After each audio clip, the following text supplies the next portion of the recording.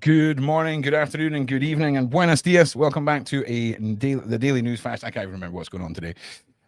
We're here with Paula. I think Shane's going to come and join us, and the link has been sent out to the usual motley crew as well. But before we get started, it's been a bit of a traumatic and heartbreaking weekend. There was no show on Friday. I'm sure some of you had heard about the big plans for the big royal mess that I was planning, and then are like, what has gone on? So if you guys have been following me, right, across YouTube for however many years, even if you knew me from Sean's channel, you may have you heard me talking about my German Shepherd Thor. And sadly, I woke up on Friday morning and Thor had passed away in his sleep.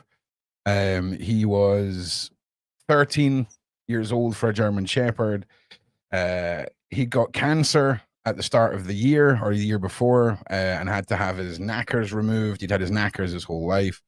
And his back legs started to go, right? After he had his balls cut off, his body, his chemicals all changed. He became a little bit huskier, a little bit chunky, and also incredibly fluffy, right? This is Thor. When I used to go wild camping every week with him, you can see how lean he'd always been. He was a very, very fit, outdoorsy dog. And, you know, it's all right to retire. It's all right to, at later in life, you know, slow down a bit. But Thor was an incredibly proud creature, right? And I think the fact that his legs had got to the point where he was through with Dan's mum with Dan a few times, and Dan had phoned me because Thor had collapsed whilst he was going to the toilet. And you can imagine if, you know, a dog, the mess and everything. But he then pulled himself together, and we realized that he just wanted to be at home with me and Dan. He didn't want to go travel. He didn't want to go on any more trips. And for a week, he stopped. He refused to take his meds. Now, my dog would quite happily eat his meds all day. And looking back, I think he knew that this was going to be his final week. He didn't want to be sleeping. He didn't want to be not alert. He wanted to enjoy every minute. And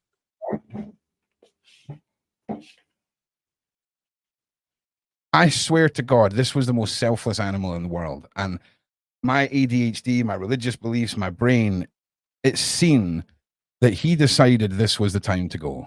Okay. This was the time to go where he felt like I was ready for it. He felt like I could support Dan through it. It wasn't going to be sitting in a vet's office. He wanted to die at home with me and Dan. And the night before it happened, there was zero signs. There was zero signs anything was wrong, other than the fact that you had some sore legs. And, you know, he decided to, he had some of his favorite foods. He gave us all a big kiss and a big cuddle. And he did not want to stress us out. He didn't want us to be cowering over him and crying and, you know, holding him and being upset. He wanted to just do it his way, in a way that was selfless. And listen, if you've ever seen a traumatic death of a pet or an animal, you know it can be very messy. There was nothing. There was no mess. He was just lying exactly where he would be. It's just this morning when I got up and I shouted on him, there was no, his little head never came up. And I'll be honest with you, this has been one of the most devastating moments ever. Now, Dan is a mess. Okay, like, I'm not going to lie. Dan is a mess. My mum's a mess. My daughter's a mess. Everyone has been through it. Dan's family got so attached to this boy. Like, they were a cat family. You know what I'm saying? They were a cat family, and this boy changed that. Now, usually YouTubers put up a video montage and are like, oh, sorry, Good to see you. I'm putting together a whole documentary called I can't remember, but it's All I Give Is Love, or Only Love to Give. That's what it's going to be called, right? And I want every one of you who've lost a pet, lost a fur baby, to be involved, send in pictures with their name. And at the end, I want to do this huge tribute to all the fur babies that have been lost, because you either get it or you don't, right? But understand, see, in the grand scheme of things, see, when I do my research and my investigations, and we look at like warning signs and these people that injure animals and torture them for fun. I have this theory now about good and evil and about people who are incapable of love, right? Love is the defining and most powerful force in the world. When we talk about, even if you just want to just talk about, normal, regular people, but from a magic, from a power, what you put out there, people that are incapable of love are forgotten. And it's love and the loving memories and all of these things that make things last forever. And yeah, it's a massive thing. You either get it or you don't, right? You either get it or you don't. Some people are just like, it's just a pet. Listen, I get it, right? But that is not the situation here. I think a lot of you will either be either have pets that live in the background and you just won't get it, right? But this was my boy, this was my best friend, this was my familiar, this was an incredible life, and I just wanted to let everyone know that's what's been going on. It's been devastating, but when you think to yourself, out of all the terrible ways he could have gone, this was the best of a terrible bunch. And he was put on a bit of like a piece of wood, right, that was left over from when I made a casket for when my child died. He was put on that. He was carried out by the neighbors. He was never put on the ground. He was then carried into the cremation place by 4 women. And listen, my dog loved the ladies. All right. He loved the ladies. All right. And to have him carried in by 4 women, they were super respectful. He was treated like a person, and yeah. Thank you for listening. There will be more on Thor. There will be a big project, because, mate, you're going to go on a journey from when I got this guy and he was this size, through all the good decisions, the bad decisions, the highs, the lows, everything. That was my boy, and he was beside me. And yeah. So listen, thank you for being nice and respectful and listening to all of that. Shane has joined us. Paula, I imagine, is crying her eyes out and has got her camera off because it's Paula. You know what I'm saying? Yeah, I'm trying to cry my eyes out, so thank you. Yeah, and Shane too, of course. But listen, Shane knew Thor. Shane has been through 6-7 years of all this with me. And of course, Paula and I have known each other a couple of years. You've seen Thor in the background. I know that you're one of the same people as me, Paula, because you are crazy dog lady in my eyes, and that's a beautiful thing. You should have started with this, because now I'm listen, Queenie's joined us now. Queenie sent me the single most Jamaican message I have ever heard in my life, right? Okay, I just want to say, right, it was so cute. She was talking about, she understands, and it's some people don't understand the bond, and then towards the end she goes, and Ron, I had a goat, I had a pet goat, but we never ate it. It was a pet. And I was like, that is just the most adorable message I've ever got in my life. Full Jamaican. She went full Jamaican with it. And I was like, you do get it. Do you know what I mean? Especially when you've got a pet in a country, a pet that's also livestock, that gets treated as a pet and not livestock. It's a special bond as well. So I was, honest to God, it put a big smile on my face to see and imagine this little 13-year-old Queenie running around Jamaica with this little goat, and this little goat's like, I'm not getting eaten. Everybody loves with his little Rastafarian hat on.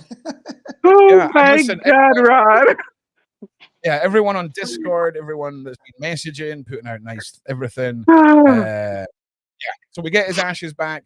Once we've got his ashes back, we're going to start that project, and we're on to the next chapter, really.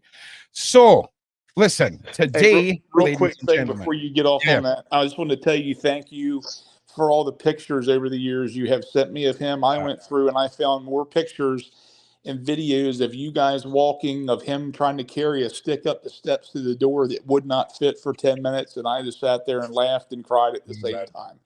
So thank you for some of the, let me be part of those memories. Yeah, well, listen, I appreciate everything that you sent back. And listen, Yeah, I think that's the one. Like, yeah, that's it. yeah, he was one of those dogs, very smart, but he couldn't quite work out physics. Physics were not his forte. Yeah. So listen. So before we do the introductions and we get started, today we're going to start sort of picking away at some of the warnings that Cat Williams gave to us all about the Hollywood elites and these things. And for the start of the shows, we're going to be looking into that this week, and then Paula's going to be coming in and giving us our epic royal updates, and Queenie, of course, will be being triggered on everything that is being said and giving us her feedback. And Shane, I know Shane's all very interested in all the stuff that we used to look at on Surviving Life, which is like the PDF file stuff, the Hollywood elites, all these nasty people. So he'll probably chime in with some stuff too. And we'll probably get to the point as well, because Paula has to get up at like mad. She tells me she doesn't sleep, right? But when someone's like, oh, it's 5 a.m. and we're doing a podcast, and don't worry, I don't need any sleep, I'm like, don't know about that. So it might be the case that Paula doesn't have to come on and wait for 25 minutes every day. We'll get her in when the Royal starts, because, you know, who wants to sit and listen to me talk rubbish? You know what I'm saying? But I like having Paula here. She's my co-host, and she is my rock on the YouTube. So have you recovered, Paula? You okay? You had some deep breaths? Well, kind of, yeah. I just can't. I just think that, you know, when you said that pets are not people. I mean, they're better than people. You know, in all of my journey, I found out in all the years that I was going through trials and everything, that the more you get to know people, the more you love your dogs. I mean, they really don't deserve us. We don't deserve them. We don't. Well, this is true, and you know, I'll be honest with you. It's easy when it's your family loving the dog, right? It's easy when it's my kids or my mum. But Dan and her family, right? Like, I had a very emotionally expressive dog, and he would look at Dan's sister with like love heart emoji eyes in his eyes. She would take him on jogs. She's had to be sent home from her work for 2 days. She's like a nurse, right? You have to be sent. I mean, how emotionally traumatized do you have to be to get sent home from the healthcare system? You know what I mean? She's a mess. Everyone's a mess. And that's love, man. That's nothing but love. dude, it is. And you know what? The two of them they're such cat people. And they had two cats that they were bonded like with Thor that passed away. And one of her sisters was like, nah, this is going against the spirit of my dead cats. Fast forward 4 weeks, and they're basically a freaking, you know, the most bonded to animal and person as you can get. And that's what he was all about. Anyway, listen, thank you all for listening. So listen, do you know who Cat Williams is? Do you all know who Cat Williams is? Oh yeah, of course. Yes, we do. You know what's really interesting about Cat Williams, before we get started? It's how they tried to denigrate him, discredit him for many years, ridicule him, because everything he said was actually and worse. Well, listen, a lot of people say these things but don't get the ridicule. Why did it happen to Cat Williams? Do you know the story, Paula? Because he was calling out Diddy and everybody, the bigwigs. He was comparing. Because they wanted to. He got offered a membership, Paula. He refused it, and then this is speaking out. I know that, but this is the thing. This is the thing, though, Ron, that he was offered it. He turned them down. And it sounds awfully familiar. And then they start trashing him, ridiculing, denigrating him, discrediting him, because the way they discredited him was through ridicule. by ridiculing a person. That way you say, oh, well, it's just Cat Williams. It's just Cat Williams. Yeah. It's insane. He doesn't know what he's talking about. And they mock him. They mock him. And they can't well, kill him because that would be too much. I believe this is when they try and push the celebrity to take their own life. I think that's the situation they've done, right? So it's the same with, and now forgive me, what is the other really funny black dude that was in a lot of the smoking culture Bernie movies? Mac? What the hell is his name? No, more modern, big tall guy. He does the cocaine thing. He's not Chris Rock. What's the other guy's name? Chappelle, Dave Chappelle. Chappelle was also offered a ticket to the club, right? And $50 million he got offered. And he had to leave the country. He had to leave the country.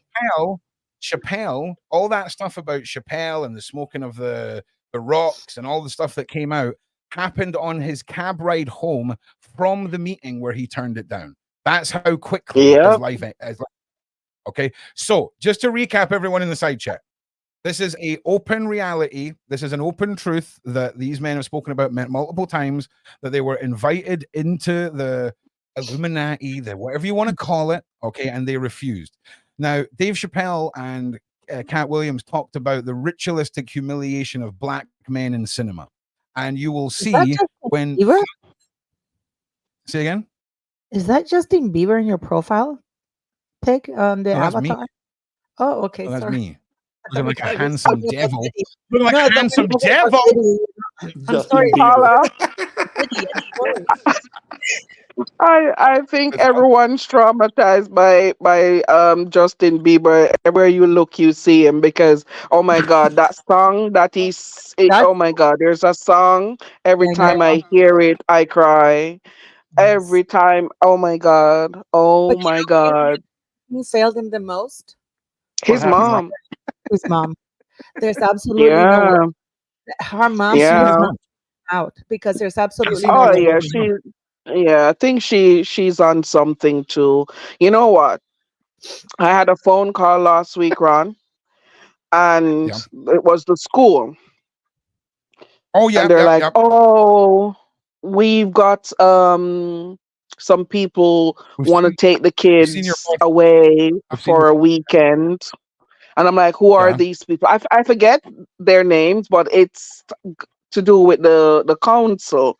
And I'm like, will there be anyone from the school there? And they're like, no. I'm like, hell no, my kid's going nowhere with no one ever. How old your boy? He'll be 15 couple of days time. Yeah. See, that's minors. That's weird. No, let me give you an example. It's not weird. It's probably a legit school trip. No, but we've seen too many John Wedger live streams for that, Queenie. Do you know what I'm saying? You know what I'm saying? Yeah, I said to her, the first thing came to my mind. I said, is there anyone from the school apart from the there's not even girls, it was just the boys. And I'm like, what? Yeah.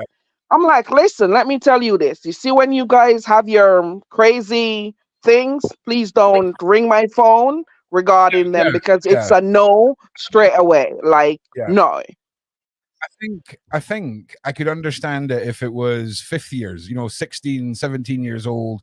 It's some experience gaining thing or something. But at the same time, if it's affiliated with the school, surely you would still expect there to be chaperones and all of that. That's weird. Exactly. When she said to me, there's no one, I'm like, what? I said, hell to the no. And anything like this, please, just when you see my child's name, just remove it. I'm telling you, I see all the kids that got permission from their parents to go in that are going to be having a massive party, right? I'm just telling, they have been planning this since the minute they got permission, and they are going to boot the arse out of it. Say something that you mentioned. It's okay if it was 15 or 16. You know what? I disagree with that, because don't forget. 16 or 17. Yeah, it's still the celebrity factor, and they're willing to do anything to please that celebrity, especially if it's somebody that they really admire. So they're very You know that with my kid, when we were in Belgium, they called me and they said that they had a field trip, and this is an elite private school. I mean, this is International School of Brussels, which is proper school. And they said, and I said, Henrik was like 8, and I'm like, what do you mean field trip? Yeah, we're going to the science museum. And I said, can I volunteer? So they said, yeah, of course, parents can volunteer. So I would not let Henrik go to any field trips unless I went there. I would cancel my meetings. I did it anywhere in the world. There was one field trip they didn't allow me because they're supposed to rotate the parents, because you're always the same parent there. But it's something that you don't know even in the school. And my son, I felt, was very vulnerable at 8 years of age. Kids are impressionable. In 15, 16, 17, they're still impressionable. They meet Sean Combs, and it's like, oh my God, this mogul there, he's surrounded like by all these A-listers. That 16 or 17-year-old kid is going to do anything to join that club. And then they give my child something to drink. Oh my God, oh my Lord, I'm telling you. So listen, I need to tell you our story about me growing up, right? Because I often have flashbacks, and I'm like, how did I get away with this as a child? You've heard the whole air rifle story, right? Run outside and play with the air rifle, right? No problem. So I remember being about 15, right, and being at a house party, right, and meeting this girl who thought her younger sister would think I was really cool. So she got her on the phone, and then we proceeded to talk on the phone for about 4 weeks. And she lived up in the north of Scotland, right? And my mum turns around and goes, why don't you go and meet her? And I'm like, all right. And I just hopped on a coach and off I went, right? But see, looking back, right? Oh my God. You just couldn't be doing that. Well, this is the thing. It was a totally different time, man. Like, it was a totally different time. This was like back in the day of like being on the phone for hours and talking and knowing all the landline numbers in your brain. And I mean, don't get me wrong, I was going up to see her and stay at her parents in another room. It wasn't like I was going at 15 on a preordained hookup on a freaking coach. Do you know what I'm saying? But I had a lot of freedom, man. I had a lot of freedom, and I was very grateful for that. I was very, but looking back, we're living in different times, Ron.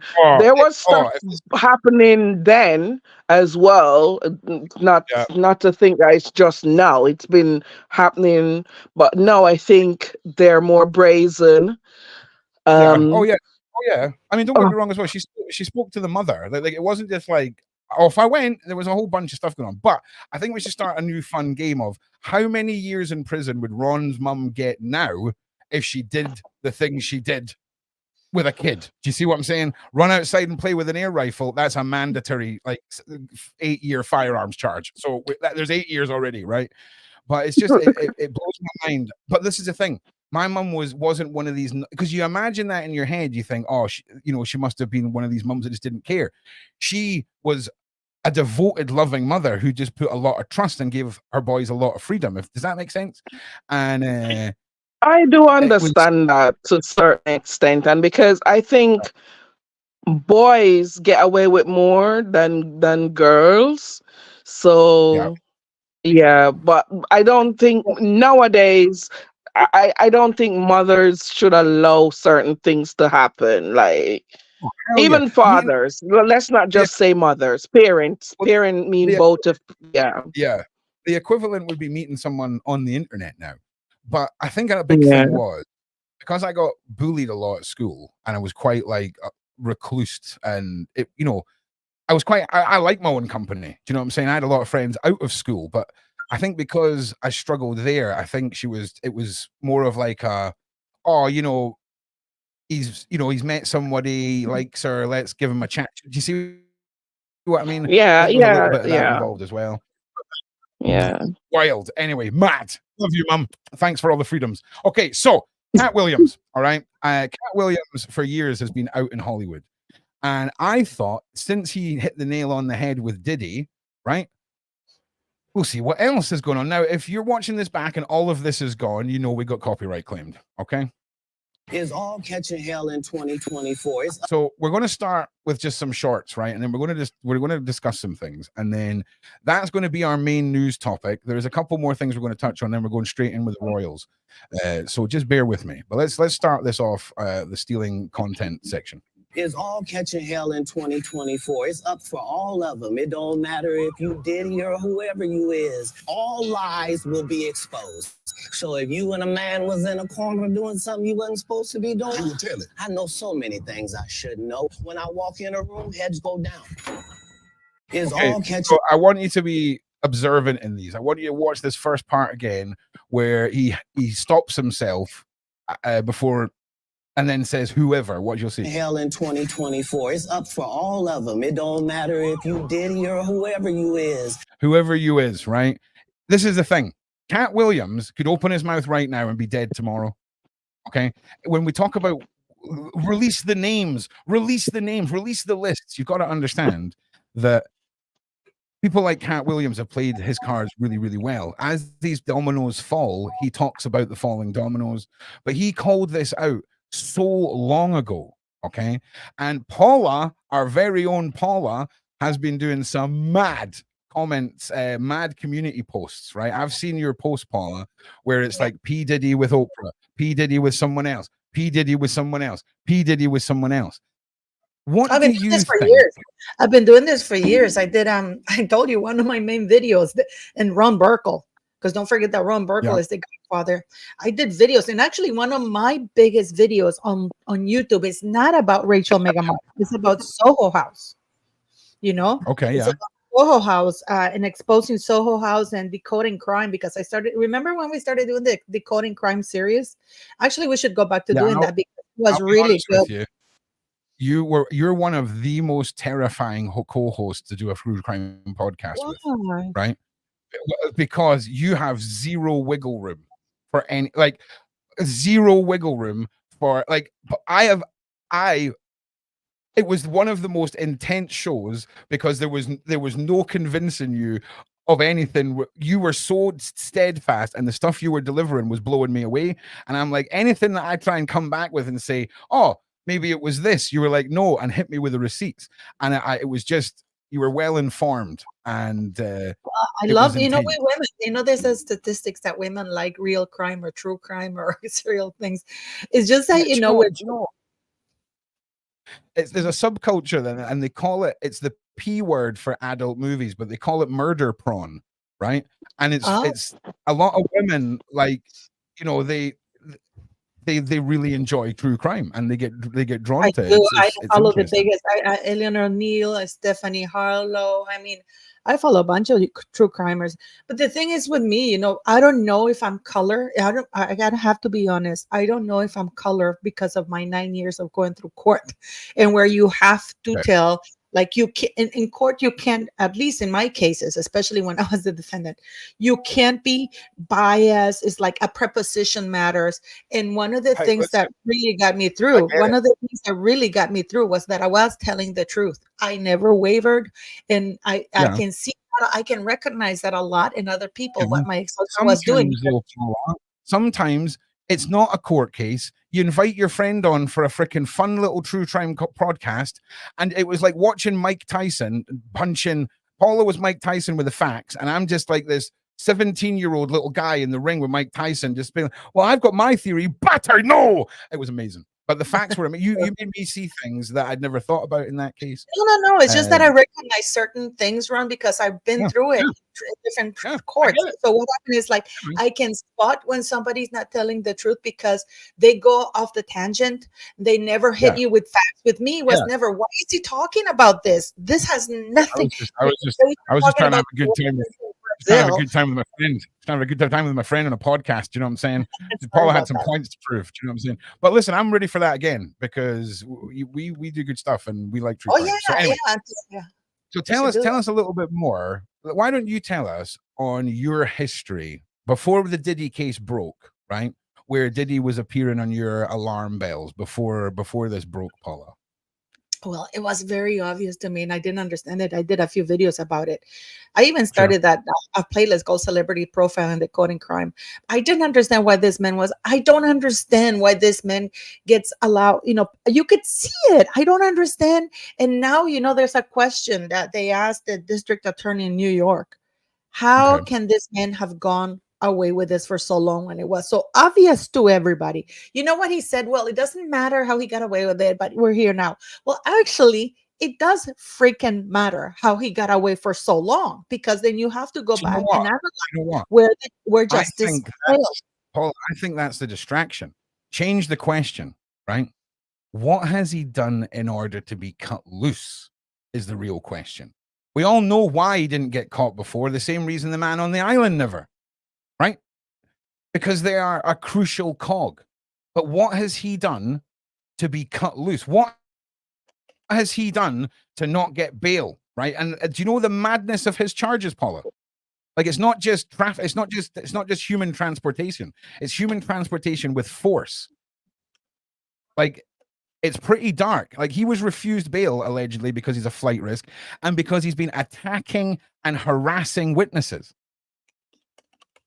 Like, Yeah, but again, people knew. Like, and now, for example, everybody now saying, "Oh, we all knew." Then, if you knew, you were a participant to that crime. Period. I don't yes care and no. which way you slice it. I don't care which way they slice it. They were willing participants. Oh, if you were around it, 100%. Like, if you were in the room or at the party, 100%. But everyone's saying, "Oh, we knew it for years." It's kind of like you can know something, but you've got to be able to prove it, right? So, but if you're witnessing it, I mean, some people were talking that Justin Bieber was running around naked when he was an underage person, and nobody was doing anything about it. I mean, there's even a clip about that. You've got to break it down. Those parties, if you've got an underage Justin Bieber running around naked, everyone at that party is part of the culture that would want to see that. Do you see what I'm saying? And you're completely right. But the reason they never came forward is because they wanted to be part of it all. Did you see what I'm saying? Because they're a bunch of degenerates. That's what I'm trying to say. That the reason, and I disagree with the district attorney. It doesn't matter how we got here. Why? Actually, buddy, it does matter. What do you mean it doesn't matter? It does matter. I don't understand. Of course it matters, but I think a lot of people say to themselves, why has this not come out if everybody knew? Well, because I think a lot of people who had the hard facts, who were there, who were witnesses, were part of it in one way or another. You might not be fully in like Epstein, the man on the island and Diddy, but you might dabble. Do you know what I'm saying? And that's horrific. That's what they should say. But this is what they should say. The district attorney should say something like, well, the reason why is because people were being accomplices and we're looking after them now and we're looking for them right now. So if anybody has anything to say, please come forward, because now we're going to go hard on their accomplices. Because if by arresting Diddy, nothing is going to change if they only arrest Diddy and they don't go after the people who are accomplices. This is a distraction as well, Paula, for what's coming in November. Here's the thing. A lot of you might be. Here's the thing. A lot of us aren't used to that. A lot of us aren't used to seeing the accomplices, because in America and in the UK we kind of take the lead. Put his head in a chopping block and off it comes. But what about that case in France that we covered, Paula, where we've got that woman who has 50 people in court? That is how you do it. Okay, I guarantee you, Paula, if that had been in the US or the UK, they would have pushed and trial the husband, because that would have been the greatest success for full conviction. Whereas in France, they wanted to go after 90 people, but could only prove 50. And I think that is what is missing from a lot of these cases, because we see the big case happen, but then none of the little tiny things that stack up and put someone on the top of a pedestal are ever charged or ever even brought into it.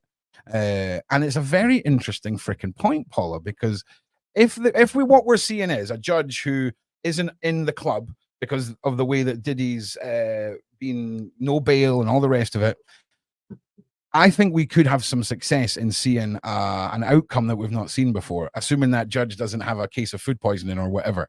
But at the same time, we have to remember, if we're going to all be acknowledging the world's global secret cult club, whatever, then we have to acknowledge the power of these people. And I think the bigger question is still, what has Diddy done to bring him to this point?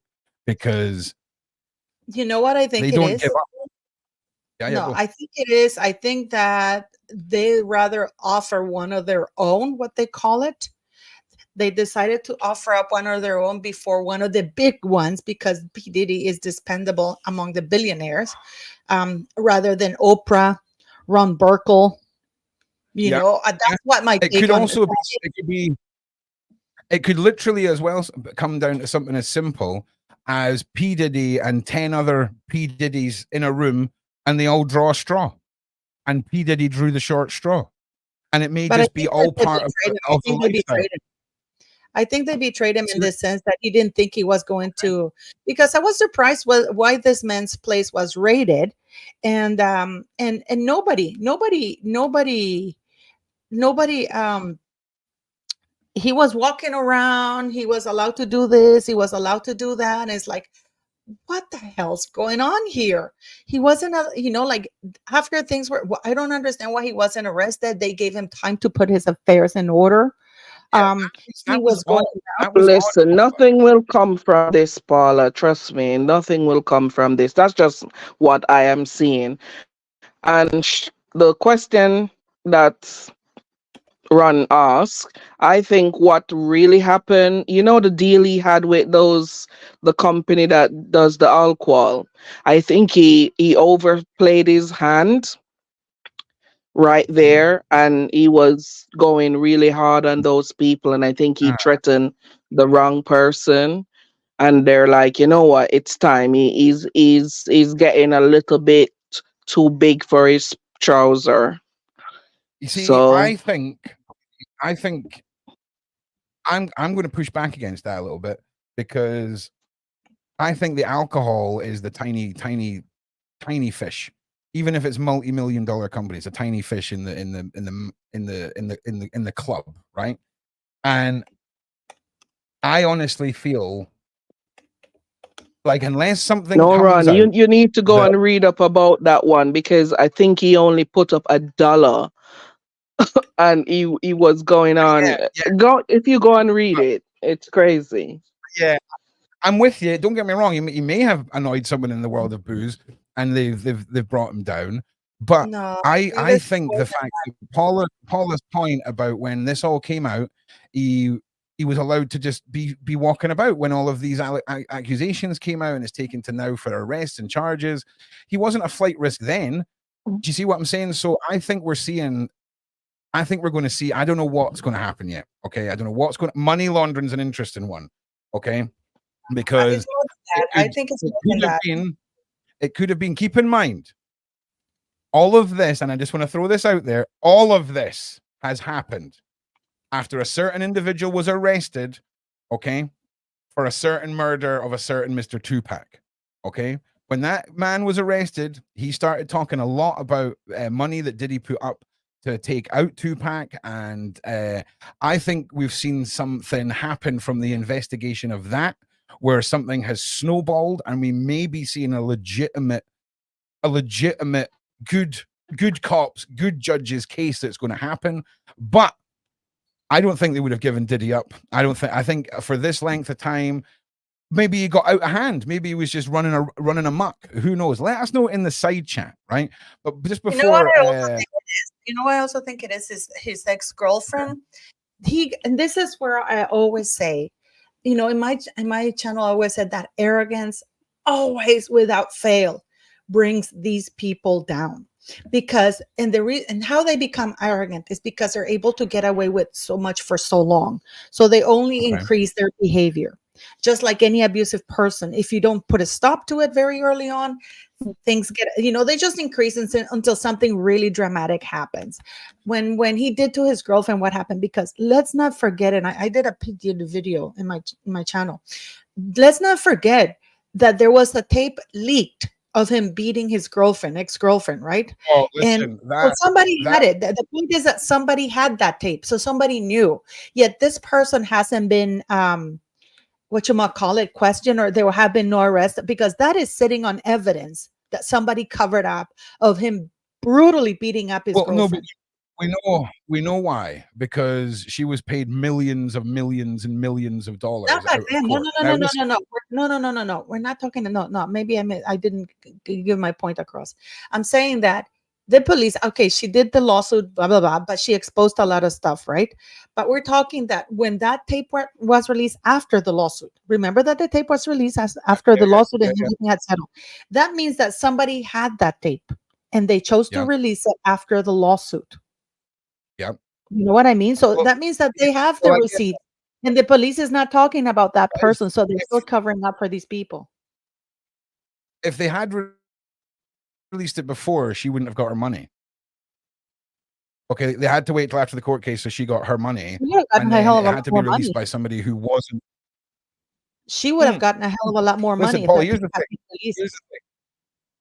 That was a shocking video, right? But what was more telling from that is how confident do you have? That's not a day one of being a wife beater incident. Oh, you don't no. chase a woman and drag her to a hotel and throw things at her and kick her on the ground in a public. I mean, it is wild. It is a wild watch. And if I was her, I would have taken the millions and ran. I'm not going to lie. I would have taken the millions and ran. She did. I would have done the same. I'm being honest with you. No, but what I'm trying to say is that the police are failing again because they're not. Of course they are. They're not going. You know what they should do? They should really put people in jail who are accomplices and who saw that behavior. Because as per the letter of the law, anybody in the United States, I think it's the Good Samaritan thing, the Good Samaritan law or something like that. But anybody who witnesses a crime and does not report it, you go to jail, buddy. So they should really start emphasizing and applying that law. Hey, you know what? Oh, but I didn't do it. I was just around, but I did, because this is what they've got crime. They've got laws in the UK and I think in the US for gang crime. So, for example, if me, Paula, and the panel are a gang and we go out and rob an old woman and one of us kills that old woman, we all get charged with killing that old woman. Did you see what I mean? And I think you're right. I think you're absolutely right. Happening. There's absolutely no way that those men who were with the women that were, needed IV afterwards didn't know. This is what's happening right now with the woman in France. There's absolutely zero chance that they didn't know. Yeah. No, I get it. I get what you're saying. I think it's one of those I get the essence of your comment. Put them all in jail. And you know when things are going to happen? When they arrest a proper person. And by that, I mean Bill Clinton. By that, I mean Hillary Clinton. By that, I mean not even Jay-Z, because Jay-Z, he is putting his affairs in order because he knows he's next. This is the problem, right? We've got people I feel sad for the kids. Oh, yeah. Horrible. Yeah, it's awful, right? But to get your boys mixed up in stuff like this is ridiculous. The parents, Justin Bieber's mom. I'm talking about his kids too, the boys, because I think they're arrested too, aren't they? No? I don't know, but yeah, I think a couple of. I think you're right, Queenie. I think there was. Yeah, I think two of the boys are arrested. That's crazy to put your kids in that state. Yeah, Queenie, supposedly, I mean, with his boys also participated in some of the things that were going on at the house and at the parties.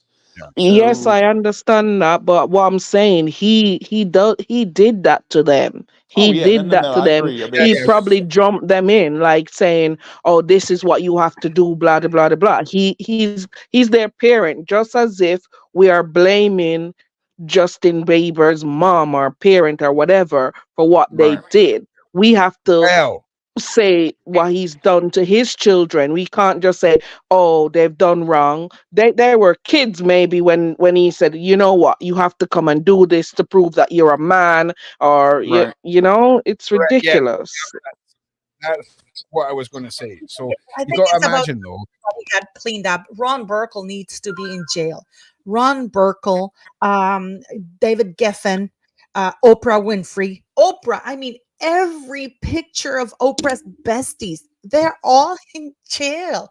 If this does not send any red flags, this woman considers herself smart.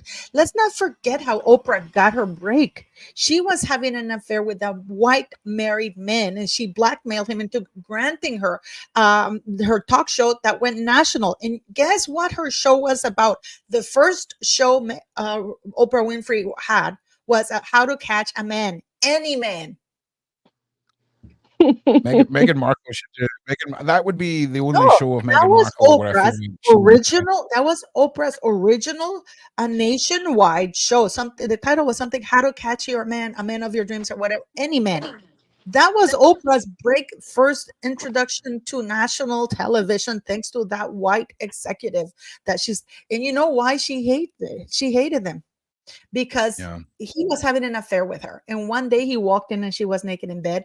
But, back then, unfortunately, I guess when he saw her and he's like, he'd been having an affair with her, but he just couldn't continue anymore because of the skin color or whatever. He just couldn't do it anymore. And things were getting too serious. So he walked out on her. While she was lying in bed waiting for him naked. And she never got over that. And after that, Oprah got her big break on television. This is well known everywhere. It's been documented. I mean, and we know that Oprah lied about her childhood, just like Meghan Markle. Oprah lied. You know how evil this woman is? Her mother had to send her to her father because Oprah had she got a scholarship. She was a smart girl. She was never a victim. She was the president of the debate team. You're not the president of the debate team in high school if you're a quiet little mouse. And she was she won Miss Tennessee. That's how she ended up with a scholarship to university. It's just like Meghan Markle. She was not a shy teen. If you want to be a Miss, you're not shy. She broke into her mother's home and destroyed the entire furniture because she was going to this white posh school. She got a scholarship to go to this white posh high school, and she didn't like going back to her hardworking mom's house. So she staged a breaking and destroyed the furniture with the hopes that her mother would have to buy a new furniture. And then the police caught her. She was completely out of control. She never played with cockroaches. She wasn't poor. I mean, Oprah has to go to jail. When Oprah, David Geffen, and Ron Burke will go to jail, and that's just the tip of the iceberg. We need to see a Rothschild in there too, and a royal. Here's oh my God! I really want you guys to listen to this, right? Because we have to apply a different mindset when we talk about identifying, calling out, and knowing about the true nature of people like Diddy, right? Because Diddy was indulging in a lifestyle that was parallel to his beliefs, worship, and all of that within this so-called club, allegedly. Now, people like Oprah, imagine their actions being like a religion, right? You've got Diddy, who was very much a messy practitioner of his faith, was beating up women in corridors, was having big group parties with multiple partners, all this stuff. Then you've got people like Oprah, allegedly more reserved in her worship, shall we say. But it's all on parallel with the lifestyle that these individuals seem to have in this alleged club. And we've got to keep that in mind, because it's almost like the messy ones, the ones with islands, the ones with 24-hour photography and these mass parties that are slipping up, right? And it makes the ones who aren't slipping up in those ways seem more distant from that behavior, but they're not. So you've got the people who stand out in the streets with the Jesus is coming signs, and then you've got the more reserved practitioner who goes to church once a week. Which one of these would you find stands out as a more extreme version of the other? It's people like Diddy that their lifestyles are so shocking because it's almost like an open secret. Whereas with the other side of the coin, there's individuals who practice way more reserved forms of worship. Does that make sense to everybody? Yeah, it does. You see what? Does that make sense to you, Queenie? Yeah, I understand that. I understand that. Yeah, and that's what you need to keep in mind, because it's interesting which dominoes fall. So when we talk about a Clinton, or we talk about anyone that's in the political level, they're one step above the Diddies, right? But the problem is these political people and the Diddies are still in the very bottom rows of this pyramid. Do you see what I'm saying? Yeah. Anyone in the president down. Anyone in the public eye in the club is there as a way to draw people in for They're a whatever pawn. use. Well, it's This not is so the much a whole pawn. thing. You need a president. You need a president, like a United States former president of the. You need a president of the United States in jail because we know who has been enabling all this behavior. We need him in jail. We need his wife in jail. Allegedly. Once you send that message to the world that really nobody's not a rapper, not a rapper. We don't want a rapper there. No. You know, Diddy turn people over. A former president, and no, it's not Trump. It's not Trump. You just saying that. But you know what, Paula, I swear they know exactly who they want or need, but they can't put them in jail, can they? Yes, they can. Yes, they can. They just refuse. They tried to do that with Trump. Yeah, why that's Trump. Because they vilify Trump in the media, so people have a bad concept of Trump while they big themselves up and they're the demons. Yep, exactly. You nailed it. Trump knows. That's why. That's why Trump knows. That's the best way of nailing it, man. Trump knows too much, just like Dando and various other people. But I think I just want to jump on to one more Cat Williams short, right? Which is one more point we're going to talk about, and then we're going to dive into some Royals. So let's have a look at this. Who gonna turn down $50 million? Now I've had to turn down $50 million 4 times. Oh wow! 4 times just to protect my integrity and that virgin hole I was telling you about, right? Because P Diddy be wanting the body, and you gotta tell him no. You got to tell him no. I did. See, I got the receipts for everything I'm telling you. Who gonna turn down $50 million 4 times to sleep with P Diddy, right? Like, listen, I know we're all going to sit here and be like, listen, Paula, we're all going to sit here and say, I wouldn't sell myself for $50 million, right? Okay, I get it, right? We can all be like that, right? But I mean, by the first 2 times you'd be like that, nah, and then the 3rd time you'd be like, I'm just saying, 50 million 4 times. I mean, we would all stand firm. Don't get me wrong, but just to put the level of money, this is a different level of madness. When I can turn around and it'll have so little impact on my life, being like, Shane, here's 50 million cash in front of you for a night of jiggy jiggy. What do you say? And that 50 million has 0 impact on my life. It's not like I'm having to remortgage anything. It's not like I'm just saying, dude, it is like you'd be making $200 million. Okay. All jokes aside, right? How wild is it that? Do you think that Diddy was like a bisexual man who's seen a power shift in having the control over a heterosexual man doing homosexual acts through power, control, money, all of that? Do you think that was a side of Diddy? Because I think that is a very prevalent power and control fetish that unless you have 50 million you can throw at, you never really consider a thing. What do you think, Queenie? Oh, Queenie is putting her phone in the fridge. Well, hey, what do you think, Shane? You something real quick. What doesn't make sense when Cat Williams came out with that is, and I'm a straight male, but Cat Williams is not an attractive man. Diddy could spend $500,000 and have a young, attractive male from Hollywood anywhere come sleep in his bed. So why give Cat Williams $50 million to sleep with him? I can answer that right now. Because Diddy got him and the bosses never. How much of a massive ego boost would it be if the Illuminati can't get him, but you can? I know why, though. I don't think that's it either. I don't think that's it either. I think it's because you give him a 50, you film it. Sorry, on you go, Paula. Sorry. It has nothing to do with how attractive he is. It has to do with the fact that he was a celebrity, and then he would have dirt on him, because everything was the way that narcissists and these kinds of people work is to get dirt on you, to do something so abhorrent that Yep. goes against you, and then they film it, and then they own you. Correct. Yeah, that's true. That's what I was trying to rudely argue, like to shout over the top of you, Paula. Exactly. So you may have found, Shane, that it looks like 50 million bucks, but then you get home and someone's done a PayPal reverse, you know what I'm saying? And they reversed that money. Metaphorically speaking, of course. Right.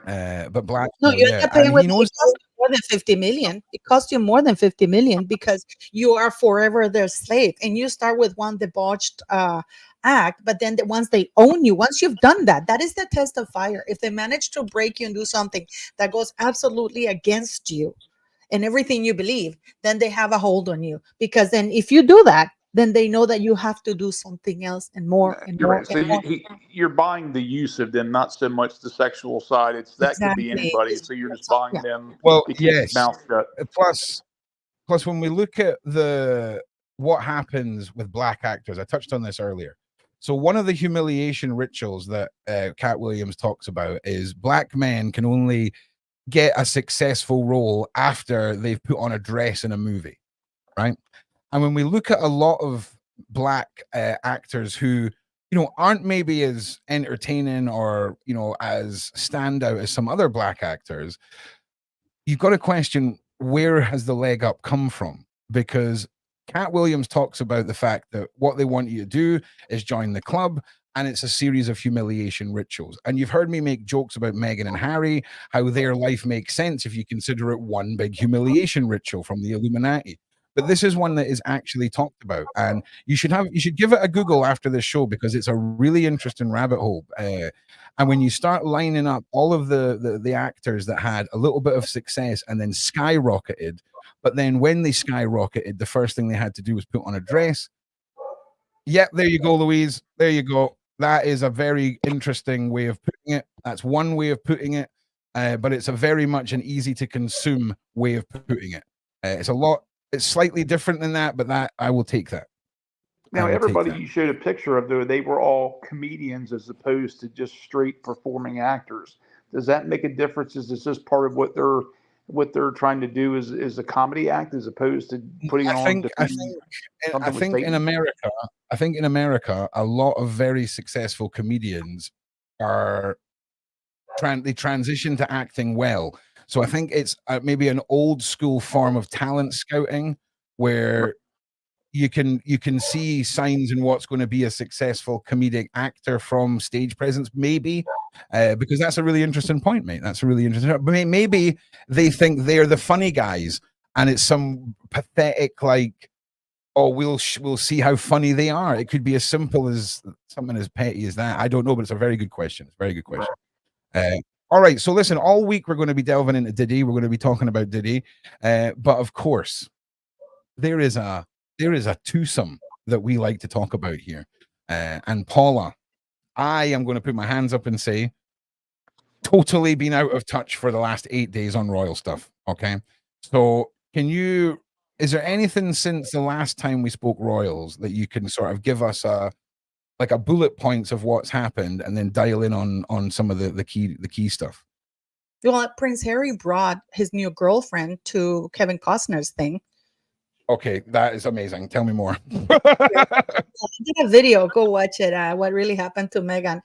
He brought two friends. Meghan Markle was absent because she was told that, but she did try to break and crash into the party, from what I was told, to the fundraiser. But she was told that she could not. There could be absolutely zero articles about her in the press. That she could not be seen photographed with anybody. That not even by accident the picture could be leaked or anything like that. No, that's last year's. This is this year's, where you see Harry all smiles, and I mean, he really enjoyed himself. And this time the surfer girl, and he brought two people he was allowed to bring. Let me see if I can send you more pictures of because I have a picture of everything that's coming up looks like what you were saying was last year's one. Paula, if you can send me some, I will be eternally grateful. Also, as well, at this point, everybody, I just want to say thank you all for being here. We're nowhere near done, but I just want to say, like, we've got, almost 1,200 across all platforms. I just want to say thank you all for coming and spending your time with us, and we're getting a good new sort of system for the show, and I think focusing on one topic all week and then going into royals and then Ron filling you in on some mad news towards the end is a great way of doing this. So make sure you like and subscribe. Make sure you support Paula and go into her channel. If you speak Spanish, she has a Spanish channel that whenever she posts a video gets the most mad interaction and click ratio from any of the community stuff that we do here. It's amazing. Do you know what I'm saying? I often say it where you're better off having a channel. You upload something, you've got 40,000 views, but you've got 8,000 subscribers. That's better numbers than that anyone could ask for. And what are your numbers over there now? What's your sub count? I don't know. To be honest, I've been out of the loop with my Spanish channel. I'm gonna pick it up again this week. But even then, I've been doing well. I've been doing with lives with Laura. I've been doing lives. I mean, my videos, my channel. I mean, I have abandoned it a little bit, but I'm picking up again this week. I've just been in treatment and stuff. So I wasn't. Excuse me.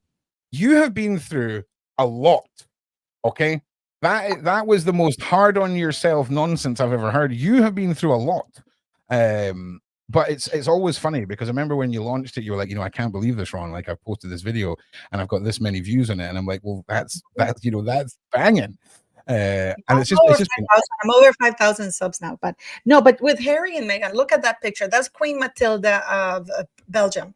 Harry knows better than to put his hands on a queen. He's never done that. If you look at before, so he's learned the claw very well from Rachel Meghan Markle. I'm doing a video today. Yeah, because if you look, she's a queen. He's a minor royal, a former royal, but he does that because he's learned the narcissistic ways of Meghan Markle. It's like grabbing the person, like you don't think a royal like that. Do you not think though there could be? Do you not think that maybe she's reaching out for him? There could be that maybe they know each other. Do you think maybe there could be maybe it's not, maybe we've misinterpreted the claw here. It does look a lot like the claw, but do you think could it be with him not being a royal anymore? Does he really care? Oh, that's a good point too. But do you think there's maybe more to it, or do you think that? Well, he's doing that. He's not supposed to do that, and the reason why he's doing it is because he wants to. The way that I've been told, that I'm not an expert on narcissists, by the way, but I've been told that the way they do that is this: they when they do that, they exert dominion. They belittle you because that he went to Kevin Costner, right? And this guy Marks, one of the performers, was getting off stage, right? And Harry's filmed, and he's just walking by. He didn't even notice Harry. Harry's standing there like an idiot, right? And Harry's standing there like an idiot. And then I'll be honest, everyone looks horrified, Paula. I'm not going to lie. Like, looking at how everything that you're saying now is being backed up by these expressions here. That guy looks horrified. She looks horrified. Maybe you're completely knocking this out the park, and we're questioning. Let me tell you what happened when he was at the fundraiser. There's one of the main performers is getting off stage backstage, so they have Harry's waiting for him, right? And then the guy's just walking by. He sees Harry, but of course he doesn't recognize him. So Harry's assistant goes, "Hey, Marks, this is Prince Harry." And then he turns and goes, "Oh, hi, hello." And you know what Harry does? "Well done, you." It's like, that is so condescending that idiot would tell a very, "Oh yeah, well done, little you," because he's still thinking he is that high up above, and him grabbing. And by the way, that's the WHO director. Yeah, I should scare people. I'm gonna tell you something. Genuine dumbassery. I think this is genuine dumbassery. I think you're right. I think he's so out of touch now, Paula, and he's so used to his wife doing whatever, that these people are mortified at what is happening here. And I think you've nailed this. I think you've nailed it.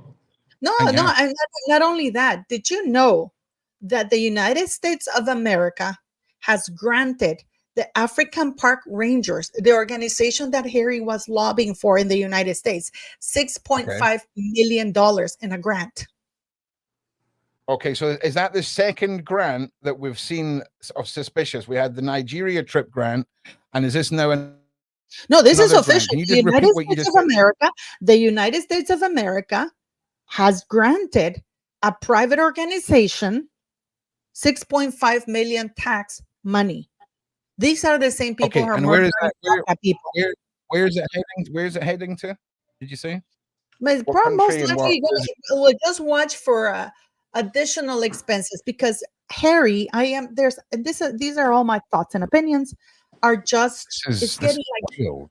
percentage of that. About 2 million is you're gonna see other expenses, just like you see it in Invictus Games. Megan Small did a fantastic video about this Canadian or this guy who went to participate in Hang on. Paula. Did you say 6 million? 6.5 million.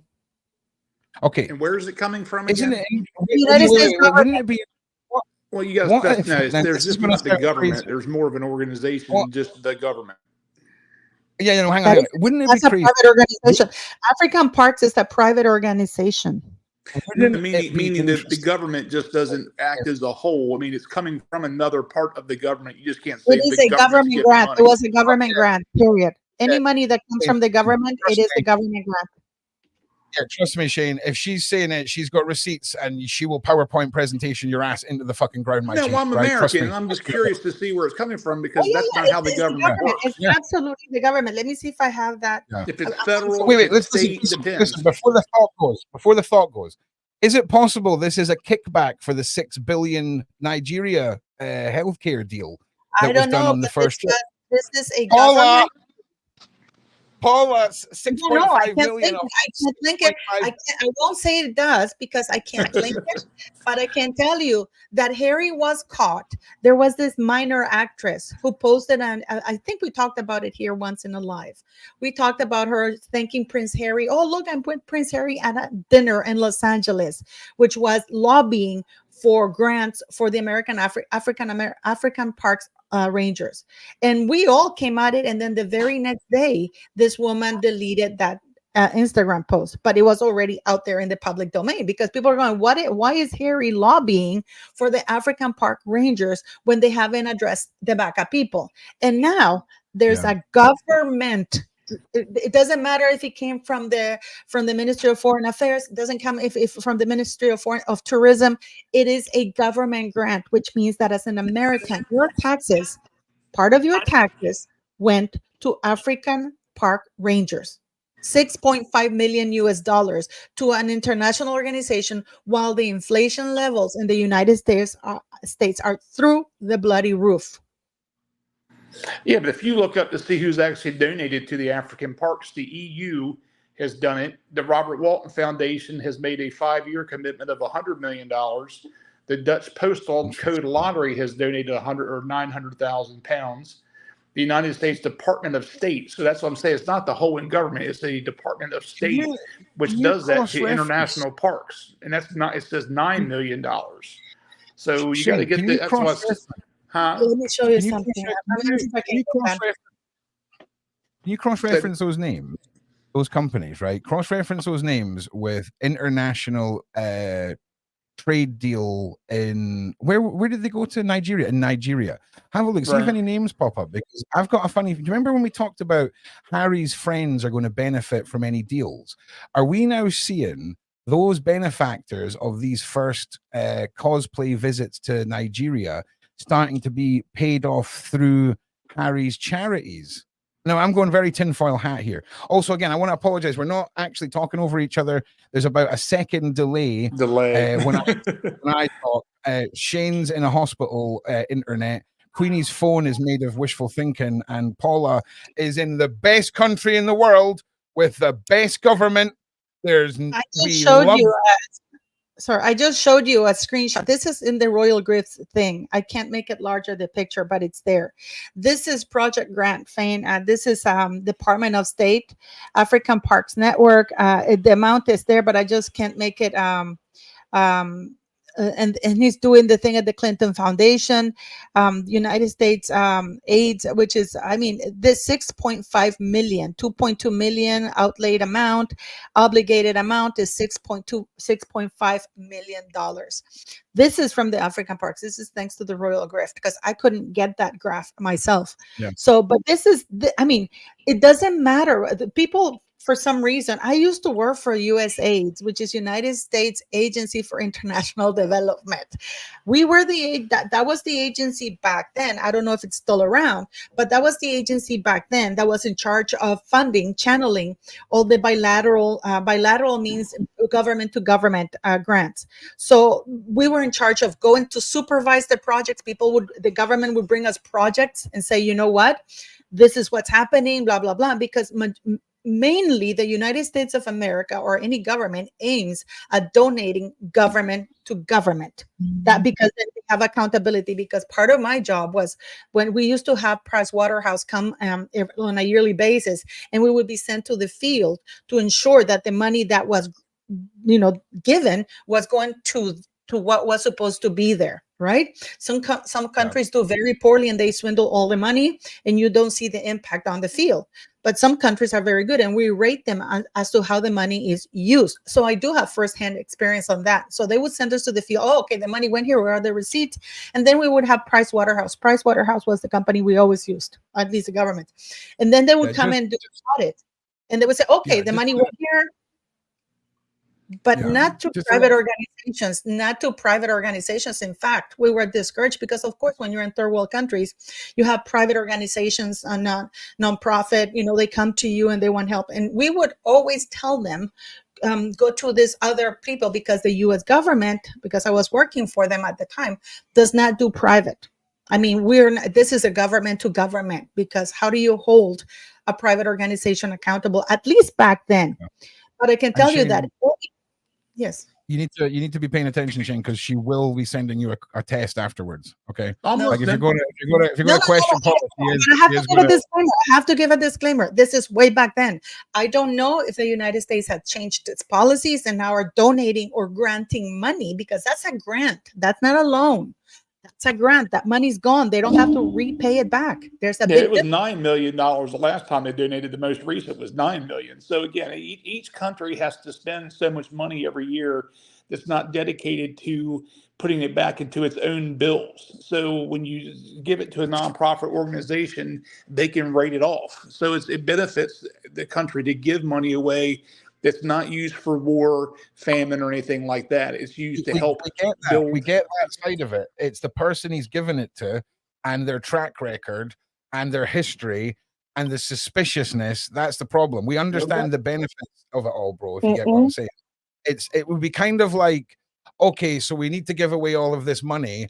You know that guy on the street that fucked up everyone's money? Let's go and give him all the money. That's what we're talking about here. It's madness, mate. And you know what's worse with the grant is they don't have any accountability. Once you give that money away, when you have a loan, even if, for example, when I used to work for the World Bank in third world countries, those are loans.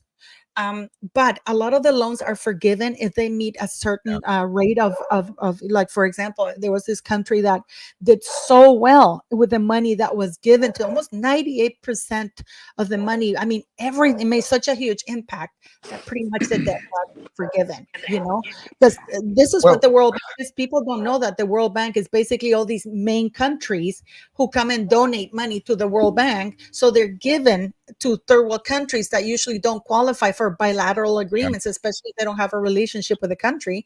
So they use the World Bank for that. I'm with you. I don't know if you said 15 or 30.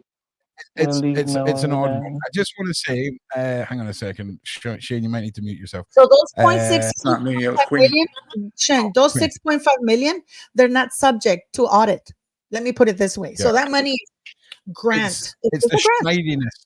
It's the snidiness of it, Shane, and the suspiciousness of what's going on. Now, and I wouldn't go in that route. The only thing when Paul, that I would say that you were generalizing it as in the whole United States government. It's not the whole United States government. It's the State Department. It's one organization or one department of the government. I look at it differently because I'm from here. That's why I'm saying no, it that I way. understand that. I understand that, but okay, but the government is the government. Doesn't okay when you're talking about people's taxpayers, the tax money, it has to be approved. But it's just one place can say, "Oh, I'm going to give it," but it doesn't work that way. There are treaties, there are agreements. People have to talk when any money. Believe you me, there's nothing more cowardly than a dollar. Nobody likes to give a dollar. Okay, when you're talking about money. So when it's taxpayers' money, it just can't be. Oh, the State Department is going to do that. That had to be approved and discussed beforehand. I know because I've been part of those negotiations. You just see that they just choose which department is going to disperse the money depending on the budget that department has and their capability to disperse it. But there's a conversation. I used to have to go to different departments, and then it was a nightmare. You spend a lot of time negotiating to see which department finally which department has the money.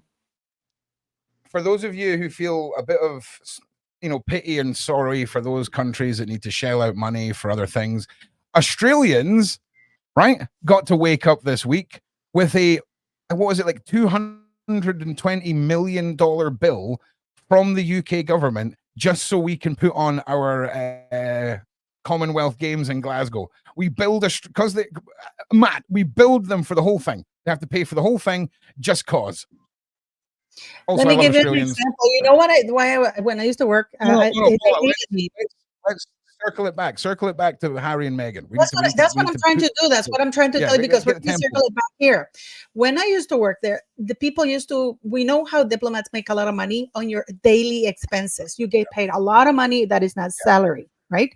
So everybody used to love it. I was hated because I didn't care about that. Harry, when he's doing stuff like that, I can see Harry right now. The reason why he's did you know, I heard that BlackRock is filing for bankruptcy. I don't know how true that is. But Harry, for example, I did a video where I linked Harry, that appearance on the veterans on that newspaper, all the way to BlackRock, right? I went I think you did that video and we showed it here. We went from that little appearance of 1 minute being in the newspaper all the way to BlackRock. These people, Harry is their diplomat. He's earning his keep going to the UN. Right now he's in New York. Okay. He just went from Kevin Costner with his surfer girlfriend to New York. Okay. And he's there and he's mooching with the WHO director. He's sitting right next to the Belgian prime minister. And the reason why people are not paying attention is because he's such a buffoon. He's such an idiot. Yeah. And he's there for the Clinton. Do you know what I just realized? Shane sounds like me when you and me used to do podcasts a year and a half ago, right? And I would press you on things. And now I know that if I was to ask Paula every single time that she said, "Oh, this or that," and she's quoting someone, every time if I was to say to her, "Hey, can you pull up receipts for this?" I'm going to get a 20-minute PowerPoint presentation, because Paula is going to be like, "Okay, if you're going to ask me live on stream to prove it, we're going to prove it," right? And it's fun to watch. I feel bad. I feel bad now. No, it's kind of like when if someone picks up a hand grenade, right, and someone's put like a "pull me" label, and you're like, I really want to pull that. Hey, but listen, it's fun. It's fun to watch the newbies walk out in front of a train.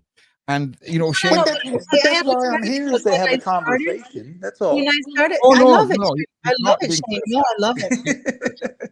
When I started working for the government, I was like you. I didn't understand why they would send me to this department if it was the same government, right? I'm like, why are you sending me to the? I kid you not. They sent me once to the Ministry of Tourism, to the Department of Tourism, to get money for an organization in Congo. That had nothing to do with that. But the reason for that is because that department had budget available. And at the end of the year, if they have too much money left over, they start sending all their diplomats or their people, they start spending that money like crazy, because if you end up with money in your budget, then the next year they cut it back to the last budget you had. So this is what you see at the end of the year, all these trips, all these and they used to love end of the year. I hated it because under accuracy accounts 100%. 100 million billion %. I'm not criticizing Paula, and Paula's not apologizing for the truth. I just like busting Paula's chops when she goes off on one. And when the person that's made her go off on one hasn't ever made her go off on one before, it's just an enjoyable experience for me. Because I know Shane's sitting there going, "Oh God, oh God." No, I'm sorry, Shane. I didn't mean to come across. I am so deeply sorry about that. But let's go. I'm learning things too. I'm Yeah, learning me things too, because me I don't too. know all this, you know. But me too. You know, at the time I didn't know they would send me to go here, and it's like, why? Because that's the department that has money left over. So if we're gonna give money, that's who you have to lobby. So I'm like, hey, that's great. But going back to Harry, what we're seeing, Harry is earning his keep. Harry is earning his keep with the World Health Organization. He's there with the men who locked us down. He's there with the men who locked us down, pretty much. And this is, in my very humble opinion, a criminal organization, because the things that they do in the name of science, it's insane. And I mean, I remember honestly, that. When I first started working with Paula, she'd say something and I'd be like, "Paula, what do you mean? You can't possibly be telling me that this is happening." And then, and now you've got to understand how dodgy these people are, Shane. This is the thing. When over the next few weeks, as you absorb more of this, you're going to be like, "Wait a minute, so they're not actually working royal. So why were they in Nigeria? Oh, and now there's now some big massive thing going to Nigeria. Now all the possible people that are going to get benefit from that are giving kickbacks to here. You're going to be like, why is this a deep rabbit hole? Why do I care? Why am I invested? But you can't not look at it. You can't not look at me. It's madness. So yeah, and listen, it's funny because about the Colombia trip, they went rogue. The Nigeria trip was arranged indeed by the Lord. What's the name of I told you the name of the Lord that I didn't even know it existed, which is the one that arranges all the trips. It's not the Lord Chancellor, some name for that Lord Lieutenant. Lieutenant, who is actually the person who organizes all the trips. He sent 2 people to Nigeria. They were in constant, and I've said to people, the palace is behind this 100%. The Colombia trip, they were not behind it, but it went to Meghan's head. It went to Meghan's head and Harry's head, and then they went to Colombia, and then we saw all this absolute shit show happen. But this thing with Harry, make no mistake, I will stake my reputation. I'm like Candace Owens. This is arranged because these are all heads of state. Yeah. These are all heads of states and organizations. Harry, who is Harry representing? And he's there going with the royal title. This man should be told, the king should tell him, you cannot go to these organizations and use your royal titles. You should go there in a private capacity as Henry Charles Albert David Mountbatten Windsor. Leave the Prince Harry out of the equation. Shane's just not had this battered into his brain yet, and he will. I also want to say we need to make some merch with Encyclopedia Paulaita. That we need to, even just notebooks, right? We'll get some notebooks made because honestly, Paula, once again, right, even though I mean it was just it was to me it was a moot point. I knew where you were coming from. But just the way you deliver information, let me finish. The way you deliver information, the way you're so passionate, all of this is why people are so eager to crap all over you, because it's so rare people are capable of dialing in on a subject like you do. And when you open your mouth, you're so ready with receipts. And look at how many things you spoke about last year that have come to fruition this year. Yeah, but look what happened with that live. Suck their mums, mate. Suck their mums. I just want to see you. That is what I love about you. Don't ever change.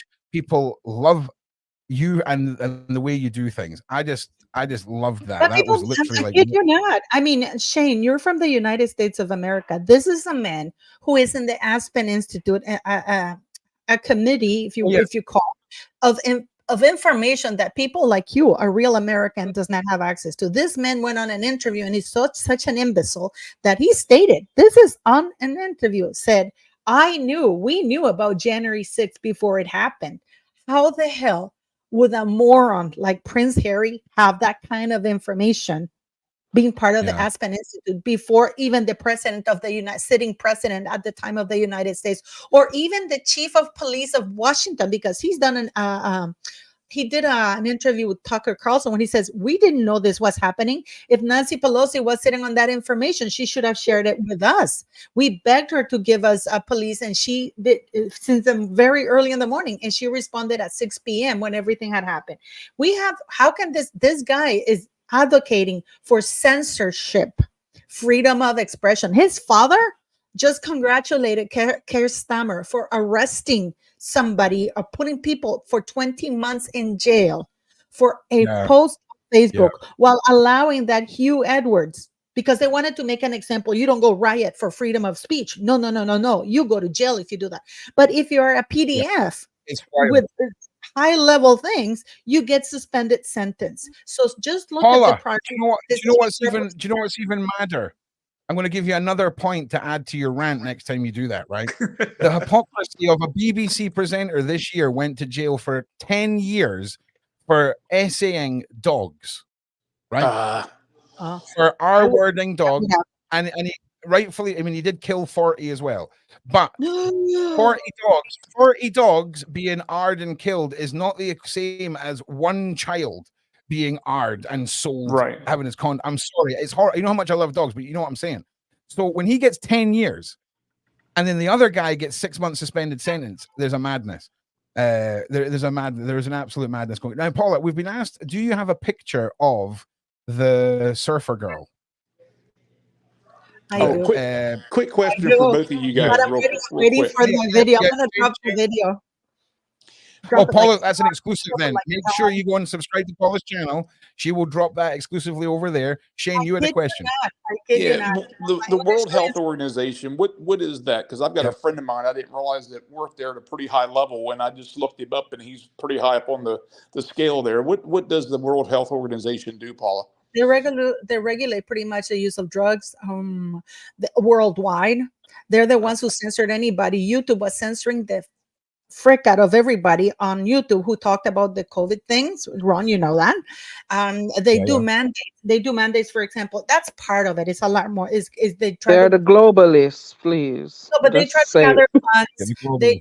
There's so many things they do now. They're into pharmaceuticals now. They regulate worldwide use of things. They dictate if there's a pandemic they control the World Health Organization. Pretty much is entrenched with your Ministry of Health in each country, and they work in accordance with that. So a lot of the mandates on the United States Department of Health, it's from the WHO, and they talk, okay, we're going to do this, we're going to do that. The pharmaceuticals, how they're regulating who can have vaccines or not. And before this show, I was talking to Ron when I started my little YouTube channel. I did a video because when COVID started, right? I was like, I wonder if the royals are involved in anything, if they have any business in pharmaceuticals. With my little phone, because I didn't have a laptop back then in Norway. All of you guys who have been following me since then, I think you guys remember this video. I Googled in my little phone, Royal Family Pharmaceuticals USA. Boom, I got a hit. Come back to me in a second, Ron. It came back as this company in New York, right? Who was Royal Pharmacy something, right? But it had the title Royal in it, right? And I'm like, oh, that's interesting. Prince Charles had bought shares in that company in New York. I think it was 3.4% shares. They didn't make any medicines. They just bought the rights to distribute vaccines, specifically COVID vaccines. And he had bought the shares in September that year in 2019. And then I think that COVID hit us, December or something like that? And I remember I got on my little phone, because this is way back then, and I was like, yeah, guys, and I read this, and I used my son's phone to read out the article, and I posted it out there. Immediately, within an hour or so, I got something from YouTube. It's like, your channel is copyright, and you've given confidential information. And I'm like, I fought them, and I said, because I didn't give confidential information. I was reading it out of an article, the Hindu Times, and it's like and then they said, well, you have to talk to this law office. And they said, I did a video on it. They sent me this really swanky address of these high power lawyers in Germany to talk to them about that confidential information. Needless to say, clearly was I didn't know anything about YouTube, so I did a video about it. But it was like incredibly how they were on top of it. This company did not make any vaccines or any medication. They just bought the rights to distribute the COVID vaccine. And then we saw Harry and Meghan in that concert advocating for the distribution of vaccines. People don't get that Harry has not left the royal family, at least not Charles' side. And You're right, Paula. You're so right. I am troubled. I did a video and I posted a tweet that poor Megan Small was from the World Health Organization that retired from there. So no, from everything.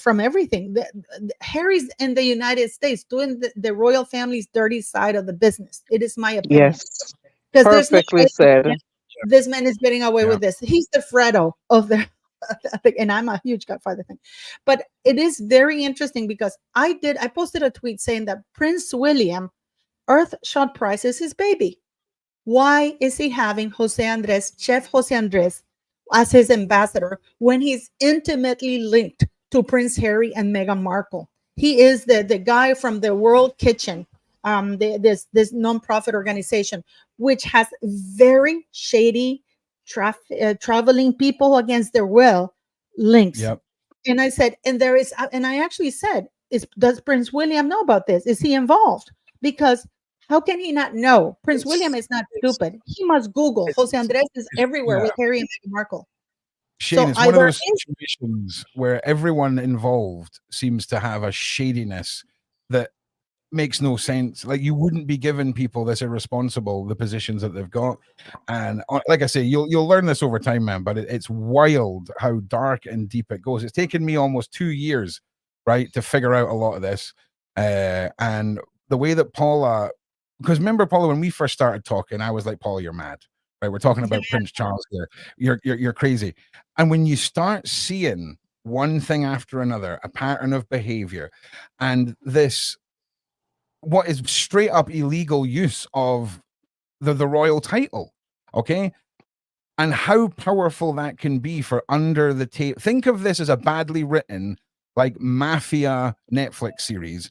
And these are the two frontmen that have infiltrated, the world organizations to do the bidding, because that's what we're seeing here. It's like this little weird, we'll take them out the royal family, but we won't, and we'll have them go do royal things that are too dirty for us to do.